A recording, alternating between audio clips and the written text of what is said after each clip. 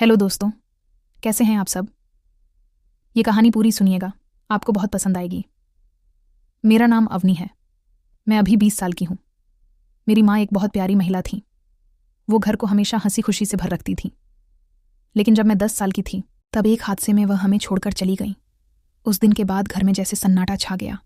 पिताजी, जिनका नाम विवेक है, वह एक साधारण सरकारी नौकरी करते हैं। वो बहुत मेहनती हैं। लेकिन माँ के जाने के बाद वह अकेले पड़ गए। मैं छोटी थी, स्कूल जाती थी, लेकिन घर लौटकर देखती तो पिताजी उदास बैठे रहते। वो मेरी देखभाल तो करते, लेकिन खुद की जिंदगी जैसे ठहर सी गई थी। कुछ साल ऐसे ही बीते। पिताजी ने कभी दोबारा शादी के बारे में नहीं सोचा, लेकिन परिवार के लोग कहते रहते थे कि अकेले रहना ठीक नहीं। आखिरकार जब मैं 15 साल की हुई तो पिताजी ने फैसला किया। उन्होंने अपनी एक पुरानी दोस्त, जिनका नाम चारू आंटी है, से शादी कर ली। चारू आंटी भी विधवा थीं। उनके पति की मौत एक बीमारी से हो गई थी। उनके साथ उनका बेटा था, नाम नमन। नमन मुझसे 2 साल बड़ा है, यानी अब 22 साल का। वो कॉलेज में पढ़ता है और इंजीनियरिंग की तैयारी कर रहा है। जब पिताजी ने शादी की बात बताई तो मैं थोड़ी घबराई। नई माँ, नया भाई, सब कुछ अजीब लग रहा था। लेकिन पिताजी खुश थे और मैं उनकी खुशी के लिए तैयार थी। शादी के बाद हम सब एक ही घर में रहने लगे। हमारा घर पटना के एक छोटे से मोहल्ले में है, जहाँ पड़ोसी सब एक दूसरे को जानते हैं। चारू आंटी, जिन्हें अब मैं माँ कहती हूँ, वो बहुत अच्छी हैं। वो घर संभालती हैं, खाना बनाती हैं और मुझे अपनी बेटी जैसा मानती हैं। लेकिन नमन, वो थोड़ा अलग था। पहली मुलाकात में वह शर्मीला लगा। लंबा कद, गोरा रंग और आंखों में एक तरह की शरारत। वो मुझे देखकर मुस्कुराया, लेकिन ज्यादा बात नहीं की। मैंने सोचा शायद समय लगेगा। घर में अब 4 लोग थे, पिताजी, माँ, मैं और नमन। जिंदगी धीरे धीरे पटरी पर आने लगी। पहले कुछ दिन अजीब थे। मैं अपने कमरे में अकेली सोती थी, लेकिन अब नमन का कमरा मेरे कमरे के बगल में था। रात को कभी कभी मैं जाग जाती और सोचती कि वो क्या कर रहा होगा। सुबह उठकर देखती तो वो जिम से लौटता, पसीने से तर। गुड मॉर्निंग दीदी, वो कहता, लेकिन उसकी आवाज़ में एक अजीब सी मिठास होती। मैं हंसकर जवाब देती, लेकिन दिल में एक उलझन सी महसूस होती। क्या यह सौतेला भाई बहन का रिश्ता इतना आसान होगा? मैंने कभी भाई नहीं देखा था, तो यह सब नया था। शादी के 1 महीने बाद सब कुछ सामान्य होने लगा। पिताजी ऑफिस जाते, माँ घर संभालती, मैं स्कूल और नमन कॉलेज। शाम को जब सब घर लौटते तो डिनर टेबल पर बातें होती। नमन ज्यादा बातूनी नहीं था, लेकिन कभी कभी वह मेरी तरफ देखकर मुस्कुराता। एक दिन शाम को मैं किचन में माँ की मदद कर रही थी। नमन अंदर आया पानी पीने। उसकी टी शर्ट गीली थी, शायद बाहर से खेलकर आया था। अवनी, आज स्कूल कैसा रहा? उसने पूछा और मेरी तरफ झुककर देखा। उसकी आंखों में एक चमक थी जो मुझे थोड़ा असहज कर गई। मैंने कहा, ठीक था भाई, तुम्हारा कॉलेज? वो हंसा। भाई, इतनी जल्दी? अभी तो जान पहचान होनी बाकी है। उसकी बात में एक मजाक था, लेकिन मैंने महसूस किया कि वह करीब आने की कोशिश कर रहा है। उस रात मैं सो नहीं पाई। कमरे की दीवार पतली थी और मैं सुन सकती थी कि नमन अपने कमरे में गाना सुन रहा है, धीमी आवाज में कोई रोमांटिक गाना। मैंने सोचा शायद वो किसी लड़की के बारे में सोच रहा होगा। लेकिन अगले दिन सुबह वो मेरे लिए चाय बनाकर लाया।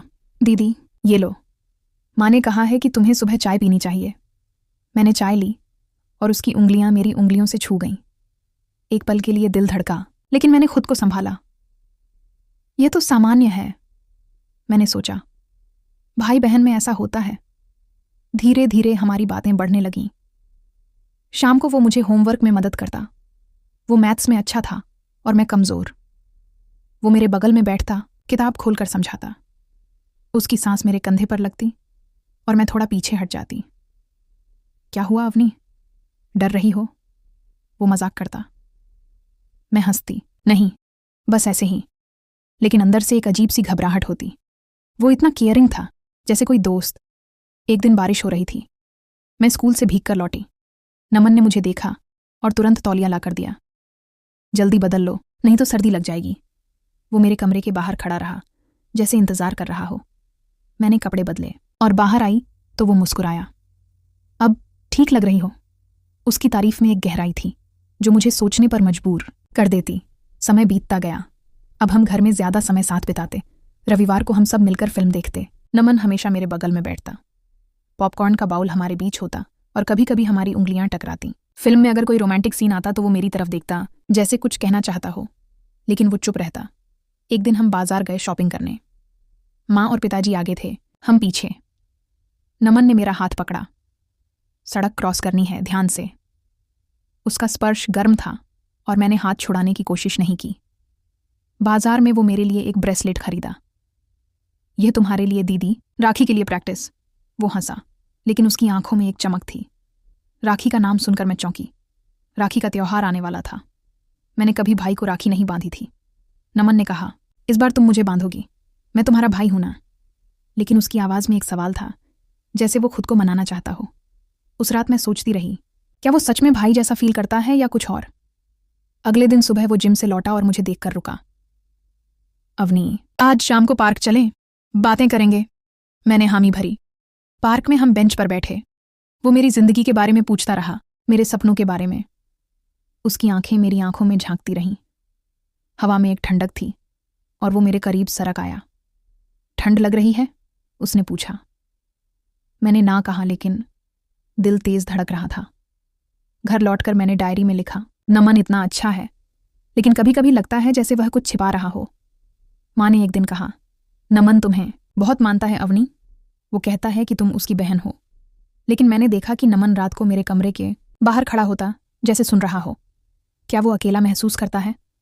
फिर राखी का दिन आया। घर में उत्साह था। माँ ने पूजा की थाली सजाई। मैंने नई ड्रेस पहनी और नमन भी सूट में तैयार था। वो मेरे सामने बैठा और मैंने उसकी कलाई पर राखी बांधी। उसकी आंखों में खुशी थी, लेकिन एक उदासी भी। धन्यवाद दीदी, अब तुम मेरी असली बहन हो, उसने कहा और मुझे गिफ्ट दिया, एक नेकलेस। ये तुम्हारे लिए, हमेशा पहनना। मैंने पहना और उसने मेरी गर्दन पर छुआ। एक पल के लिए समय रुक सा गया, लेकिन फिर सब हंसने लगे। राखी के बाद हमारा रिश्ता और गहरा होने लगा। वो मुझे स्कूल छोड़ने जाता और लौटते वक्त आइसक्रीम खरीदता। तुम्हें चॉकलेट फ्लेवर पसंद है ना? वो जानता था। एक शाम हम छत पर बैठे तारे देखते। वो मेरे कंधे पर सिर रखकर लेटा। अवनी, तुम्हारे बिना जिंदगी अधूरी लगती। उसकी आवाज़ भारी थी। मैंने पूछा, क्यों? वो बोला, मुझे एक बहन की ज़रूरत है जो मेरे साथ हंसे, मजाक करे, राखी बांधे। लेकिन उसकी आंखों में कुछ और था, जैसे वो लड़ रहा हो। एक दिन स्कूल से लौटकर मैंने देखा कि नमन उदास बैठा है। क्या हुआ? मैंने पूछा। वो बोला, कुछ नहीं, बस कॉलेज में एक लड़की है। मैं चौंकी। क्या वो किसी से प्यार करता है? लेकिन वो हंसा। मजाक कर रहा हूं, तुम हो ना मेरे पास। वो मेरे करीब आया और गले लगा लिया। उसका गले लगाना भाई जैसा था, लेकिन लंबा। मैंने खुद को अलग किया, लेकिन मन में सवाल थे। कुछ महीने बाद पिताजी का ट्रांसफ़र हो गया। वो एक हफ्ते के लिए बाहर गए। घर में सिर्फ माँ, मैं और नमन। रात को माँ जल्दी सो जाती। नमन और मैं टीवी देखते। एक रात हॉरर मूवी लगाई। मैं डर गई और उसने मेरा हाथ पकड़ लिया। डरो मत, मैं हूं ना। उसकी पकड़ मजबूत थी। मूवी खत्म हुई तो वो मुझे कमरे तक छोड़ने आया। दरवाजे पर रुककर बोला, गुड नाइट अवनी, सपनों में मिलते हैं। मैंने दरवाज़ा बंद किया, लेकिन दिल नहीं मान रहा था। क्या यह सामान्य है? अगले दिन सुबह वो ब्रेकफास्ट बनाकर लाया, तुम्हारे लिए स्पेशल। हम साथ बैठे खाते। वो मेरी प्लेट में ज़्यादा डालता, जैसे केयर करता हो। शाम को हम गार्डन में घूमे। वो फूल तोड़कर मेरे बालों में लगाया। तुम कितनी सुंदर हो। तारीफ सुनकर मैं शर्मा गई, लेकिन फिर सोचा, भाई तो तारीफ कर सकता है। एक दिन झगड़ा हुआ। मैंने उसकी किताब गलती से गिरा दी। वो गुस्सा हो गया। अवनी, ध्यान से। मैं रोने लगी। वो तुरंत आया, गले लगाया। सॉरी दीदी, मैं ऐसा नहीं हूं। उसका गले लगाना अब आदत बन गया था, लेकिन हर बार लगता जैसे कुछ और होने वाला है। समय के साथ नमन बदलने लगा। वो ज्यादा समय मेरे साथ बिताता। रात को कभी कभी वो मेरे कमरे में आ जाता। नींद नहीं आ रही, बात करें। हम घंटों बातें करते। उसके बचपन की कहानियां, मेरी। वो मेरी आंखों में देखता रहता।